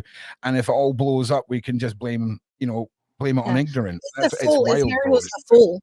Who's the evil British royal. And I want to say something that's very important, because people were hating on Meghan Small for my tweet, which I stand by. The reason why I think this is very important is because we're watching what Diddy, how they're all interconnected. So they're used the same people. They're running the same circles. Are you really telling me that Prince William could not have found any other chef in the world to be an ambassador for the Earthshot? And this man was in Ukraine with the guy who just tried to shoot Trump. He was pictured with the guy who just tried to shoot at Trump. This Jose Andres was in Ukraine. They were pictured. This is not they were an event, because a lot of people have misguidedly said, this happens. They're at events everywhere with these celebrities and stuff like that. This was not a celebrity event. Jose Andres went to Ukraine. And this guy was in Ukraine trying to recruit people to fight in Ukraine to train them. Okay. And they were pictured, they were hanging out together. Okay. This is not, I'm not. They were pictured together. So this is the very same man that Prince William. And the reason why I'm asking is that we have to be vigilant. And this is why I said in my video and when I did my live with Molly, either the PR person that Prince William used did not know that Chef Jose Andres, was so deep with Meghan Markle and Harry and with the Democrat, because this man is a hardcore Democrat. And we've seen Catherine and William favor the Democratic side. Catherine refused to meet with Melania Trump when she was in the UK for a visit. And she had this Be Best project. I criticized her. You guys, I just don't call out Meghan Markle. I criticized Catherine because she could not make time to take her to show her an early years thing. But she took all the time in the world to be with Jill Biden, with Michelle Obama. They are showing a favoritism that should not be shown as a royal. And people are not getting that. I criticize Catherine for that because Melania Trump actually had the Be Best project, which is bullying for children. And yet Catherine could not find 20 minutes of her time to take her around to show the Be Best thing. Okay, they did the bare minimum. The royal family is becoming very political. That support for Ukraine, really, why don't you send your kid to the camp, to the front lines? They're talking about other people's lives. Okay, they sent Sophie. I criticize Sophie when the government sent a royal to Ukraine. Yeah. You know, and they send them Paula, under. they've been always political. It was just done a bit behind the scenes. I told you guys once the Queen passed, they just show their hands. The Queen was the one who was holding a lot of stuff back, Yeah. and they put Ari out to show, to let us think that, oh, Ari is dumb, Ari is this, Ari is that, for us to think that way. But Harry is very smart. I remember Ron had that inkling at first to say, wonder if he's the mastermind, and everyone was like, no, no, no, he's dumb, blah blah blah. Yeah. But no, no, for real, no, when I'm seeing all these things that are going on, how now they're trying to whittle him back into the UK by putting out all these PR and stuff. We can see exactly the game that they were running on us. They were running a game on us. And right now It's I'm thinking interesting. that none of the two brothers are warring. It's just what they had to do to get us distracted. The thing is that I believe, this is just my opinion, Harry is a useful idiot, and he's taken advantage of being a useful idiot, you know, and he's making money. Harry's not worried about money. He knows that as long as he plays the game, he's going to be covered financially. Okay, that's just my opinion. But the thing is that I do believe that the Queen was the dam that kept the water at bay. Once the Queen was gone, it's like, and Charles is compromised. I did my members live because to this day, the Marriages Act has only been changed twice, in 1949 and then again in 2013. But the articles that remain in regards to the royal marriages, it's still valid. There was a lot of controversy in 2005. Even the Lord Chancellor came out. The Lord Chancellor was Charles' buddy, and he said, "Well, we're going to interpret the 1949 Act as though, you know, royals can marry in civil marriage." No, the article about the royal family, senior royals, can only be married in a church ceremony. If they get married in a civil ceremony, they're disqualified from ascending the throne. Charles lobbied for 2 years to have the Church of England marry him. The church, and one of the strongest allies he had was Peter Ball. If that name sounds familiar to the British people, you know who I'm talking about. Our US people, he was an archbishop in the Church of England, which became one of the most prolific modern day times PDF in the Church of England, to the point that the Church of England kicked them out. Charles defended him because he was on Charles' side in regards to marrying Camilla. Okay, so once he was kicked out of the church, Charles gave him one of his homes in the Duchy of Cornwall for him and his twin brother to live there. Okay, and he would write letters trashing the police and the victims, calling the victims horrible people, these horrible people who are trashing, you know, your image, because he was his ally within the church. The church finally came out and said, we cannot marry you to Camilla in a Church of England ceremony, because one of the five covenants that they cannot be married in the Church of England is, if, for example, if your marriage, if you're the person you're married to, if their marriage fell apart because of infidelity. Camilla's husband divorced her because of infidelity. So the Church of England, and that document is public. Or the Church of England said that they could not marry Charles to Camilla because her marriage because of infidelity. So therefore, he couldn't do it. Charles was livid. The Queen had already given her consent because Charles and her minions had assured her that this was taken care of. When she found out, because there were articles in the paper that wasn't the case, she was livid. She's like, I thought this was sorted out. You promised me that the Church of England was going to give you the consent, but then Peter Ball, fell. So we having that. So Charles And the problem with the gray men in the palace is that they're looking towards the future. The queen, even back then, was in her later years, so they were looking, oh, this guy's going to be king. So they start looking and planning ahead to the future. And they said, oh, this guy's going to be king. So how are we stand in his good graces? He's going to remember who helped him out in this. So this, we're getting this, all of this here. He made so many deals, so many agreements for him to marry in a civil ceremony and not be disqualified from being king. The Lord Yeah. Chancellor had to quote European Union human rights law, which has nothing to do with UK law in regards to royal marriages. And they used sophistry, saying that, oh, but it's perfectly legal. The marriage was perfectly legal. But if he married in a civil ceremony, he disqualified himself from ever succeeding the throne. The marriage, the legality of the marriage was never in question. What was in question is the consequences of getting married in a civil ceremony, but they turned it around. Oh, they try to make people feel bad. Oh, well, it's legal. He's got entitled to marry. Nobody was saying he wasn't entitled. Ron, yeah. Paula, guess what? You know what's gonna happen? You see that same clause that they use to keep him to get that marriage done, they're gonna use it with those invisible children. Watch it. Yeah, and Shane, this is what I mean. Do you see how? I'm gonna shut up. I apologize. No, don't be silly. Do you see how overly complicated every aspect of this is? So when you try and understand it all, and Paula delivers all like this, like what seems like a tiny point, that she has to go through all of what is basically legislation, tradition, and what happens in the monarchy. You kind of understand how so many people overlook all of this. Do you see what I mean? Yes. And just while you got a break, I've got to go meet with the surgeon to find out about getting this tumor tested to see if it's cancerous or not. So I've got to go, and I will give you a call in a few hours. Okay. All right. Well, if everyone be giving us some love hearts You'll in the be side chat for fine, Shane.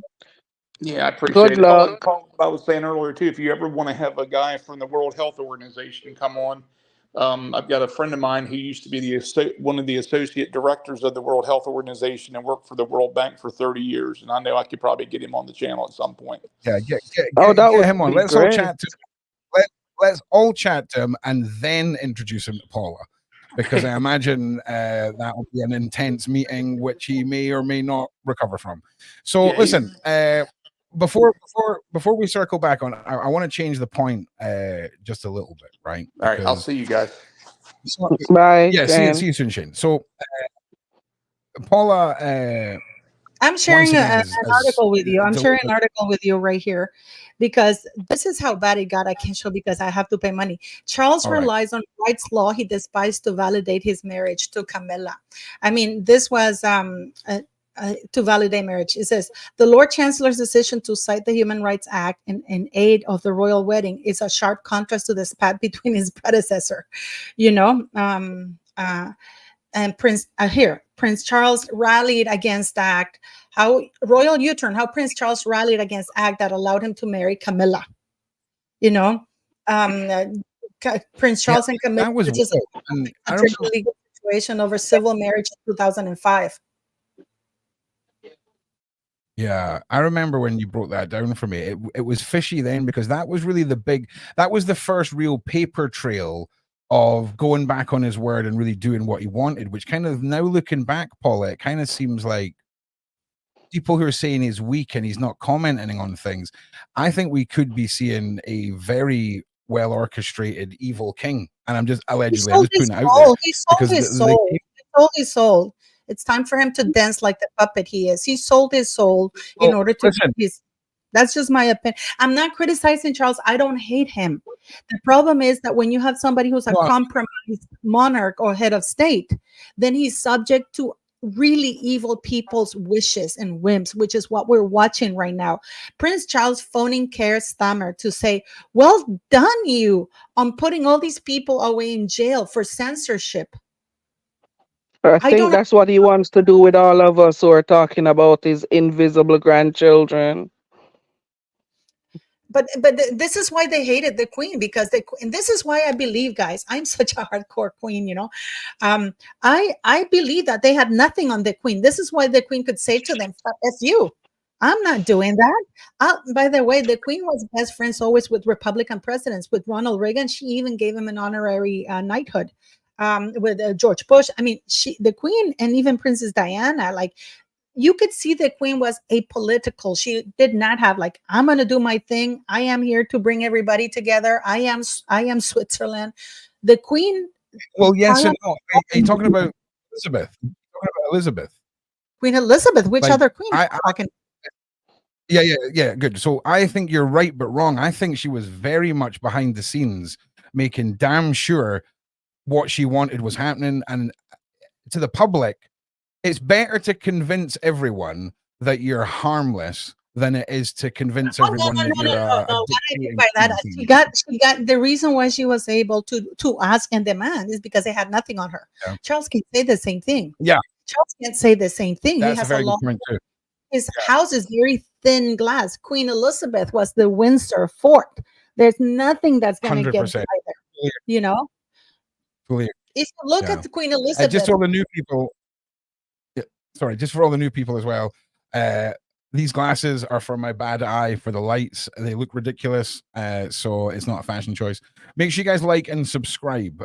Make sure you guys share this out. We're sort of in the last 15 minutes, and just make sure you come back and join us tomorrow. This hour of deep diving into stuff, and then hour of royals, and we're going to close with I found a story of hope that we're going to delve into, Paula, for the end of the show. But before we do that, just give us any closing royal points. And Queenie, if there's anything you want to throw in, I'm going to assume it's going to be they're all controlling us. It's a one world government.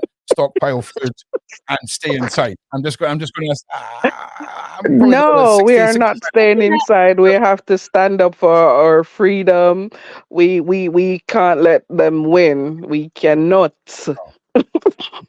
Also, everyone, just remember, good news doesn't sell. So bad news is what you see on the news and on the papers because it sells.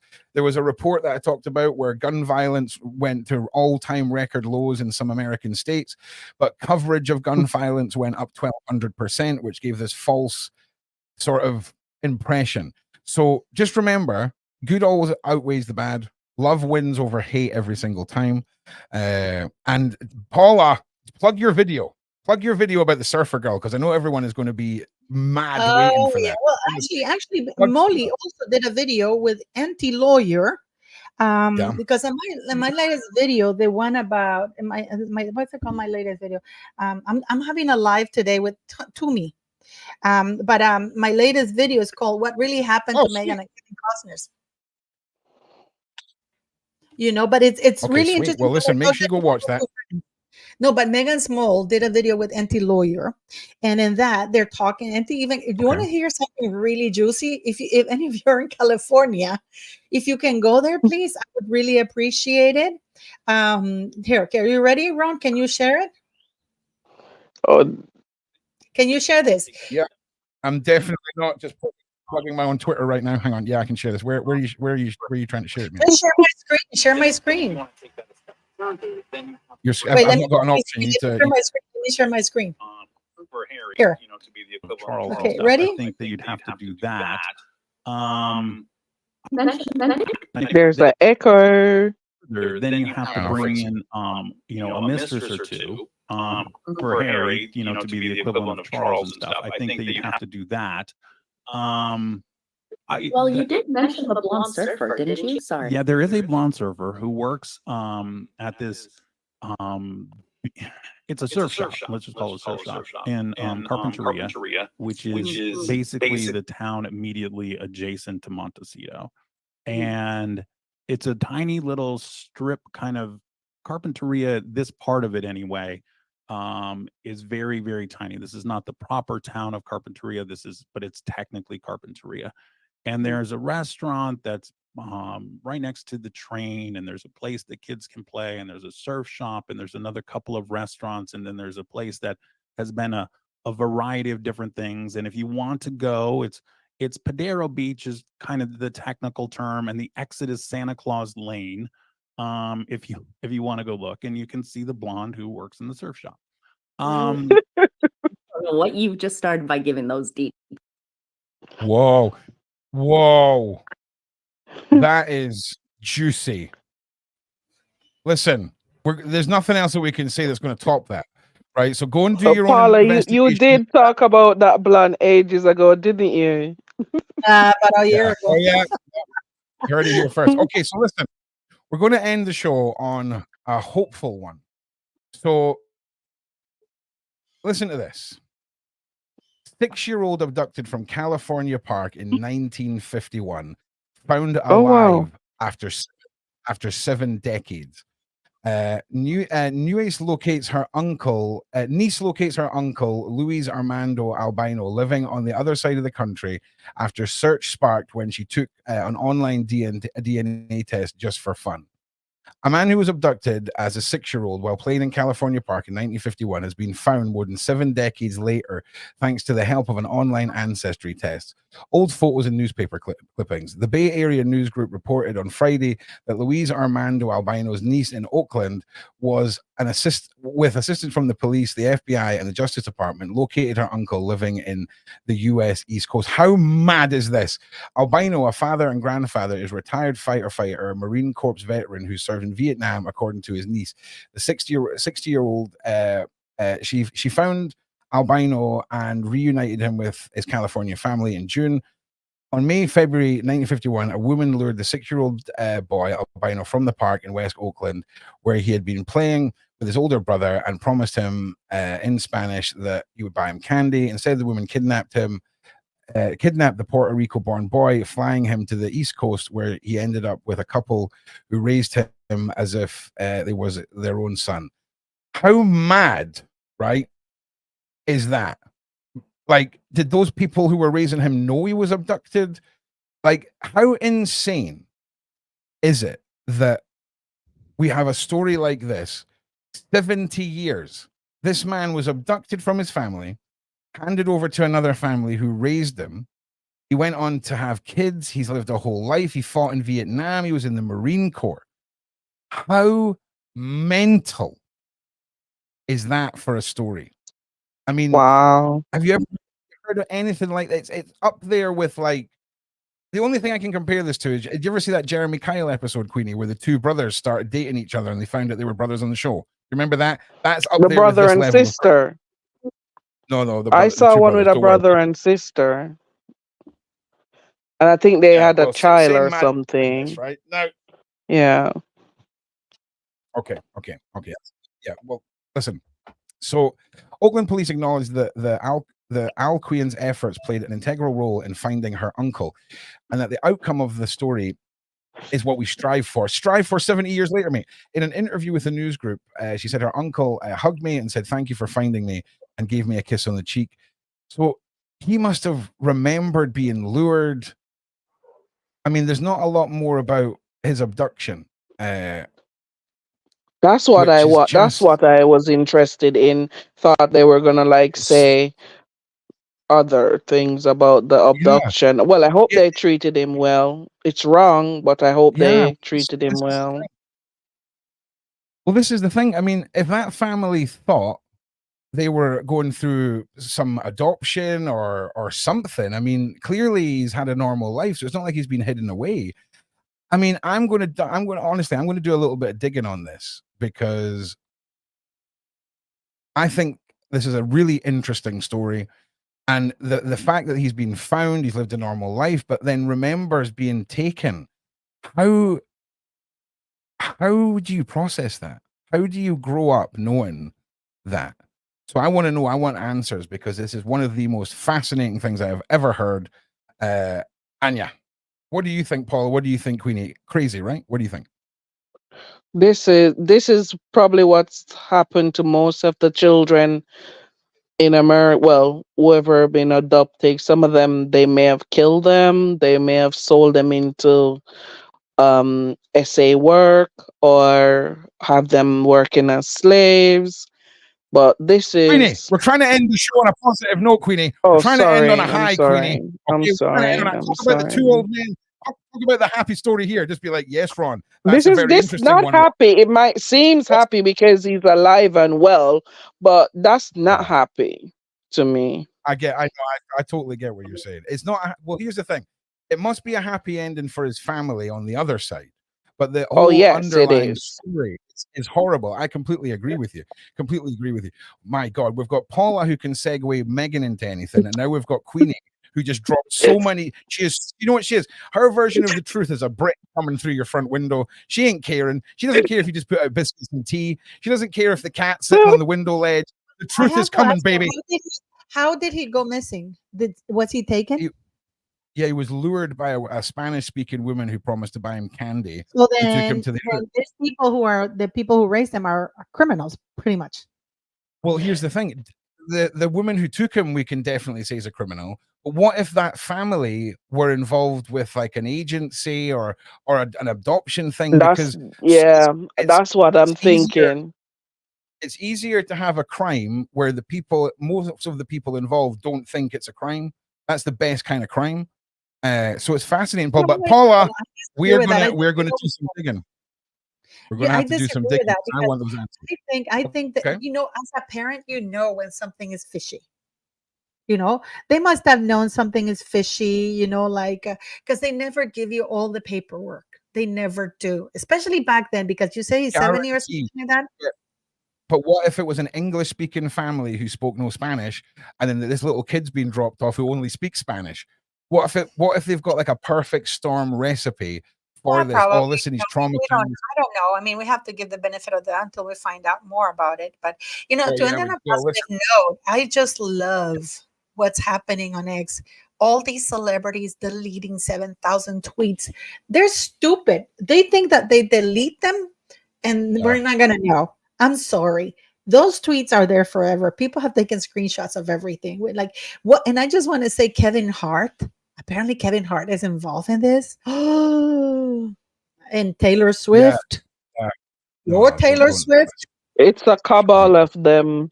It's not a cabal. Okay, Taylor's not part of a cabal. She's one of the good ones. She's involved in it. Yes, she sure is. She's involved. Definitely not. Kim Kardashian is sending cease and desist to everybody. Well, all I'm saying is if Tay turns out to be involved, I'm burning everything down. Kamala Harris is involved. And Tay is Kamala Harris. Nah, Taylor's one of the good ones. You got it all wrong. They're trying to take her down with propaganda because she's one of the good ones. When you hang around P. Diddy, I'm sorry. Blasphemy. Okay, she just endorsed Kamala Harris. That's the bad move. She's lost over 19, 20 million that followers. Wasn't her. That was an accidental tweet. She had too many cervezas, and she lost the game of Deer. Post the Instagram thing so you can see. She typed it in. She even named her cat. She was sitting around the table, and she lost the bet, and she had to hand her phone over. And you could tweet whatever you wanted. We've all been there. I will say though, I'm very glad that I've only been on Twitter for like a week because it's her Instagram story. She posted not in stories, it's on her Instagram, proper Instagram, her endorsement. You can read it. Please, let's end in a positive note. I know she has. But to be honest with you, I don't care because she's basically a pixie fairy and she's amazing. And that's that. To end on a positive note, I will say something. Harry. None of this has been a positive note. None of this has been a positive note. But this will be a positive note for people to know. Harry and Meghan's downfall. I don't think we'll see a Harry and Meghan by 2025, mid-2025, because there's some things that are coming out right now. Cat Williams said that 2024 is going to be the year of the mighty, the downfall of many. I do believe that Harry and little Meghan, this is why you see distance between the two of them. Meghan is not stupid. Meghan is already negotiating with the Democrats, and she's just letting Harry make a fool of himself. This is why she posted that article when she saw the pictures of Harry having a great time at Kevin Costner's. Oh, yeah, you're having a good time, asshole? Okay, boom, wife's too sick to be there. So how does that look for Harry having a blast, a time of his life with his surfer girlfriend who was there that day? While Meghan is sick at home with the children. Her narrative already started. The moment she You know signed what? that. We're just going to keep this going until one of you says something positive to end on, because that was another fail. That was not exactly. We're going to see the end of this night. It's Queenie's turn now. It's Queenie's turn now to say something outrageous. Something End positive. the show on something positive, Queenie. Go for it. Go. 30 seconds. Go. It's love everywhere. Wow. Gee, if I told you to tell us how crap the world was, 40-minute rant. I tell you, end on something positive. Love is everywhere. Lame. Okay, so I'm going to end this. All right. I just want to say, all of you people watching, Oh my God.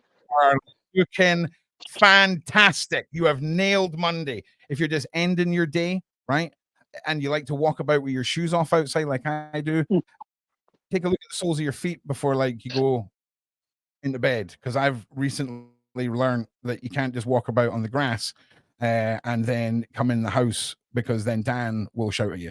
So yeah, also have a good Monday and be back tomorrow. And I just want to say to everyone who takes their time to come and hang out with us every day, like and subscribe first of all, because like 60% if you aren't subscribed, and it's free, and it grates on me. But for those of you who keep coming back every day, the familiar faces, the mods, the panel members, just thank you for giving up your time. Thank you for being here. Thanks for hanging out. We rock. So make sure you catch us and you get us more. Also, as well, big shout out and once again, sad departings to my boy. And the more I will talk more about this project for everyone's pets who passed this week, because it's going to be awesome. Paula, you're fabulous. Love you all in the side chat. Mwah, mwah.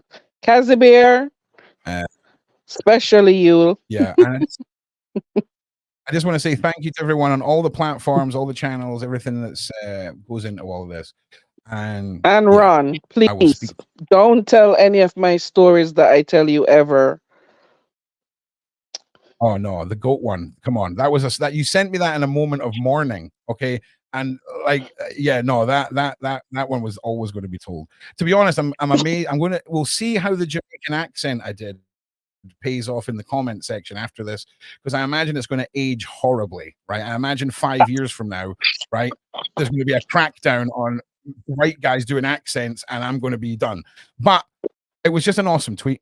It was literally one of the most, it was such a Jamaican thing, because that was like, I can just see you there with your little goat. Do you know what I mean? It was just a beautiful thing, mate. It's a beautiful thing.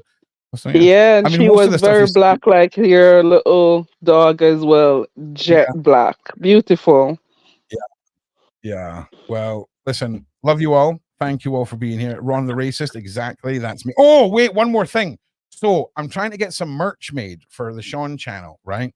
And I'm one step closer. So what I want to do is get Sean's face from the eyebrows down on the bottom half of the egg cup, right? So that the egg makes up the rest of his head, right? But you know how difficult it is to find custom printed egg cups? It's impossible. But yeah, I want to get like a run of about 30 of these done for some well-deserved giveaways and silliness. So yeah, I just want to say once again, thank you to everyone. I love you guys. Make sure you like and subscribe.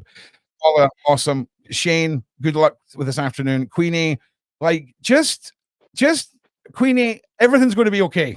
All right, Queenie. Manoa. Taylor Swift hates dogs. I swear. He does. All right.